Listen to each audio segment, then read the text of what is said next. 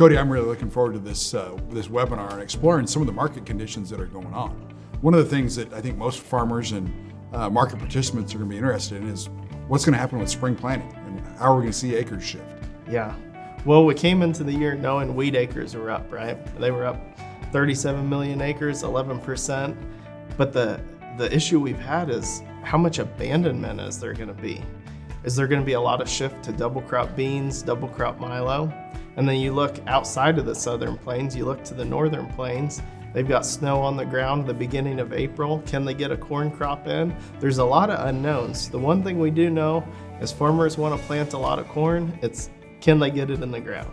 Yep. And on the wheat front, all those abandoned acres, why isn't the market responding? Yes. U.S. is the residual supplier. Doesn't seem like the market cares with even not only Kansas's, Oklahoma and Texas winter wheat issues, but even the more broader things. When Putin starts to create some tension with the grain corridor, and will that open up? So there's a lot of insensitivity. Yep. I was curious on your side of things though. As bad as things look right now and as tight as supplies are, how high can this cattle market go? Well, it's going to be fun to see what happens in terms of the grilling season. We've seen a lot of movement in terms of fed cattle prices moving to records.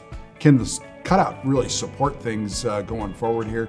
What are we going to see from a carcass contribution standpoint? We're going to start grinding chucks and rounds to supply ground beef over the summer with the cutback in cow slaughter. It's going to be interesting to see over the next month or two. Dave, I think one of the biggest risks on the farming side of things right now is we locked in some high input prices at the end of the year.